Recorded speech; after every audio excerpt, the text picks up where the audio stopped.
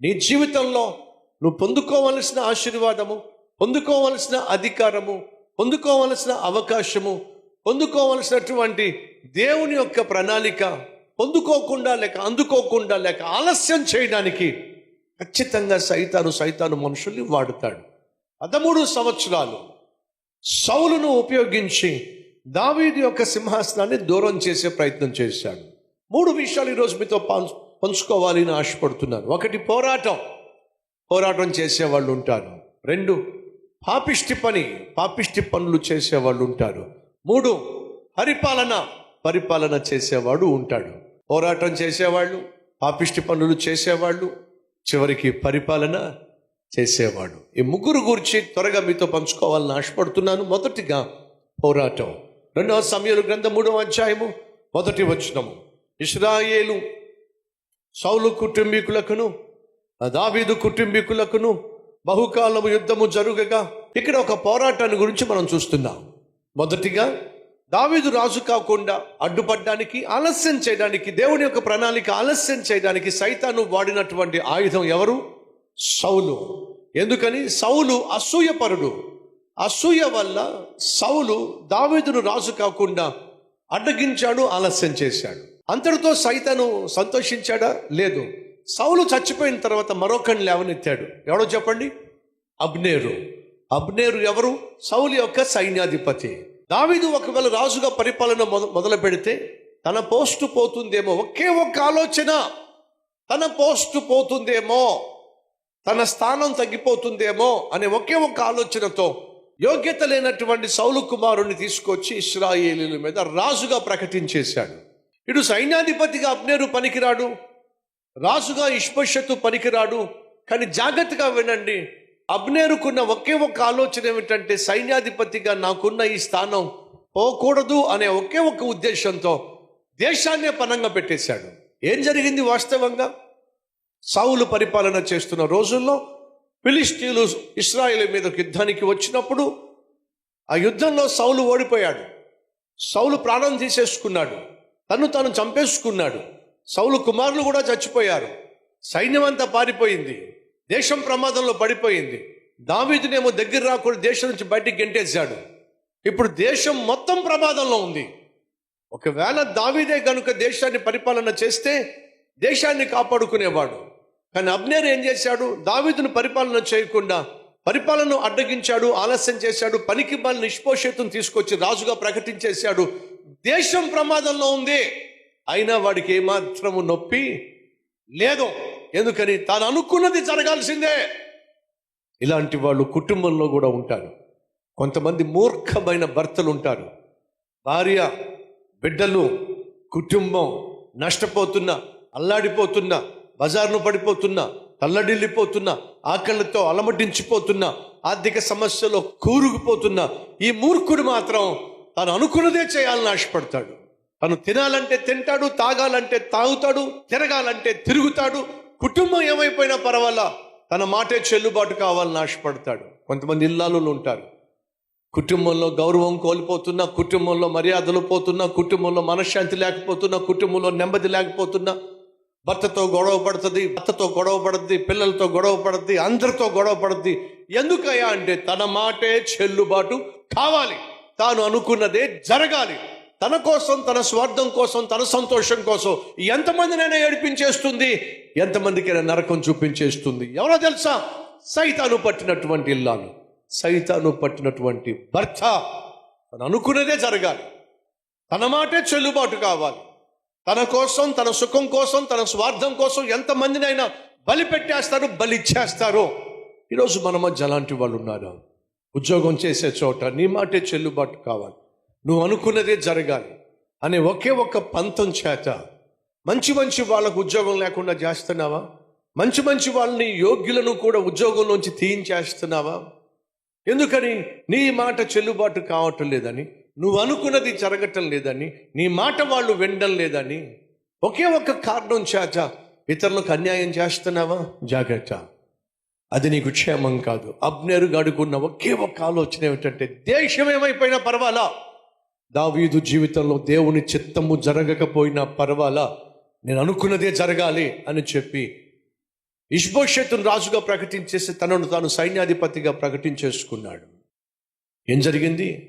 దావీదు రాజుగా పరిపాలించేటటువంటి అవకాశము ఆలస్యమైంది. ఆ తర్వాత ఏం జరుగుతుందో చూద్దాం రండి. 3వ అధ్యాయంలో మనం చూస్తున్నాం, సౌలు కుటుంబానికి దావీదు కుటుంబానికి యుద్ధం. అంతకుముందు సమస్య ఏమిటంటే, ఇశ్రాయేలీలకున్న సమస్య దేశం బయట ఉన్నటువంటి ఫిలిష్తీయులతో యుద్ధం. దేశం బయట ఉన్నటువంటి శత్రువులతో పోరాడి సౌలు సైన్యం ఓడిపోయారు.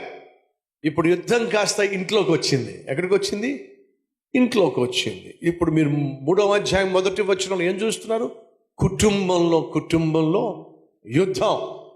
దీన్ని ఏమన్నారంటే అంతరంగ యుద్ధం, సివిల్ వార్. దేశం ఇతర దేశంతో పోరాడడం వేరు, దేశంలో ఉన్నవాళ్లే ఒకరి మీద ఒకళ్ళు పోరాడడం వేరు. అన్నిటికంటే ప్రమాదకరమైన యుద్ధం ఏంటో తెలుసా మీకు? అంతరంగ యుద్ధం. దేశంలో సివిల్ వార్ వచ్చినట్లయితే చాలా చాలా చాలా ప్రమాదం. సహోదరులు దయచేసి వినండి. ఇంటి బయట మనకు పోరాటాలు ఉన్నాయి, అదే సమయంలో ఇంటి లోపల కూడా పోరాటాలు ఉంటే చాలా ప్రమాదం. ఉద్యోగంలో పోరాటాలు ఉన్నాయి, వ్యాపారంలో పోరాటాలు ఉన్నాయి, బంధువుల మధ్య పోరాటం ఉంది, పార్ట్నర్స్తో పోరాటం ఉంది. మరి పోరాటాలు ఉన్నటువంటి సమయంలో వింటున్నారా? వాటినే ఎదుర్కొంటూ అల్లాడిపోతున్నప్పుడు సడన్గా ఇప్పుడు ఇంట్లో కూడా పోరాటాలు మొదలైతే అది ఇంకెంతగా ప్రమాదానికి దారితీస్తుందో ఒకసారి ఆలోచించండి. ఇప్పుడు జరుగుతుంది ఏంటో తెలుసా? సైతాన్ గారు చేసింది ఏంటో తెలుసా? ఇంటి లోపటే పోరాటం తీసుకొచ్చాడు. అటు సౌలు కుటుంబానికి ఇటు దావీదు కుటుంబానికి బహు యుద్ధము జరగగా పోరాడే వాళ్ళు ఉంటారు. ఈరోజు అనేక మంది ఇళ్లల్లో పోరాటాలు. భర్తతో భార్య పోరాడుతుంది, భార్యతో భర్త పోరాడుతున్నాడు. ఒకే ఇంట్లో ఉంటున్నారు, శత్రువులుగా బద్ధ శత్రువులుగా జీవిస్తున్నారు. ఫలితం ఏమిటి? కుటుంబం విచ్ఛిన్నమైపోతుంది. విడాకుల కోసం పరుగులు తీస్తున్నారు, కోర్టుల చుట్టూ తిరుగుతున్నారు. కారణం, సైతాను ఆ ఇంట్లో ఎవరైతే బలహీనంగా ఉన్నారో ఆ వ్యక్తిని పట్టుకొని బంధించి ఇంట్లో పోరాటాలు స్టార్ట్ చేస్తాడు. జాగ్రత్తగా మీరు వినండి. ఈ పోరాటాల వల్ల ఇండైరెక్ట్గా జరుగుతుంది ఏమిటంటే, దావీదు పొందుకోవాల్సిన ఆశీర్వాదం ఆలస్యం అవుతుంది.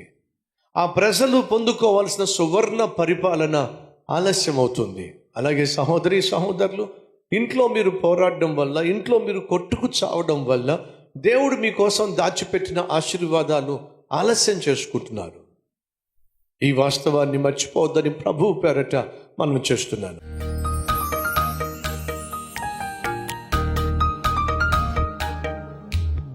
మహాపరిశుద్ధుడు అయిన ప్రేమ కలిగిన తండ్రి, విత్తబడిన ఈ శ్రేష్టమైన సందేశము ప్రతి ఒక్కరి హృదయంలో ఫలించులాగున సహాయం చేయ్యా నాయన. మొదటిగా కుటుంబం విచ్ఛిన్నం కాకుండా, భార్యాభర్తల మధ్య, కుటుంబ సభ్యుల మధ్య నాయన సఖ్యత, సమాధానం, ప్రేమ, అనురాగము దయచేయండి. అలాగే మా జీవితంలో మీరు మా కోసం దాచిపెట్టిన ఆశీర్వాదాన్ని మేము అనుభవించే సమయం వచ్చినప్పుడు సైతాను ప్రభువా మాతో పోరాడతాడని, తన మనుషుల ద్వారా మా మీదకు నాయన పోరాటము ప్రకటిస్తాడని, ఆ పోరాటంలో ఖచ్చితంగా నువ్వు మమ్మల్ని గెలిపిస్తావని, అలాగే పాపిష్టి మనుషులు, స్వార్థపూరితమైన మనుషులు మా జీవితంలో నాయన తారసపడతారని, మేము అందుకోవలసిన వాటికి అడ్డుపడతారని, అందుకోకుండా అనుభవించకుండా ఆలస్యము చేస్తారని ప్రభువా బహుసూటిగా స్పష్టంగా అటు సౌలు, అబ్నేరు, ఇటు యోవాబు ఏ రీతిగా దావీదు జీవితంలో పొందుకోవలసిన ఆశీర్వాదాన్ని ఆలస్యం చేశారో, అలా ఆలస్యం చేసిన వాళ్ళు నాశనం అయిపోయారు. కానీ నిన్ను ఆధారం చేసుకున్న వాడేమో రాజుగా సింహాసనం మీద కూర్చున్నాడు. ఆయన దావీదు వలె నిన్ను ఆధారం చేసుకొని, నీ మీదే ఆధారపడి మంచి రోజులు వస్తాయని, నువ్వు మమ్మల్ని హెచ్చించే దినము వస్తుందని నమ్మి విశ్వాసంతో ప్రభువా నీ పాదాలు పట్టుకున్నట్లయితే తగిన రోజున మమ్మల్ని ఖచ్చితంగా ఆశీర్వదిస్తావు. మా దుఃఖ దినములు సమాప్తము చేస్తావు. మా కన్నీళ్లు కొట్టివేసి నాట్యముగా మారుస్తావు. ఆ రోజు వచ్చేంత వరకు మా విశ్వాసాన్ని ప్రభువా విడిచిపెట్టకుండా ఆత్మీయతను కాపాడుకునే కృప మాకివ్వమని యేసు నామం పేరట వేడుకుంటున్నాం తండ్రి. ఆమెన్.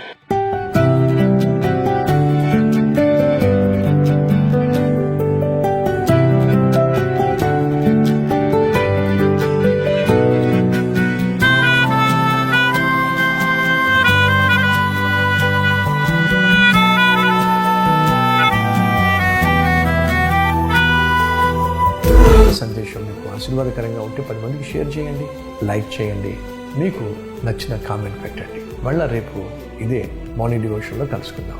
షలోమ్.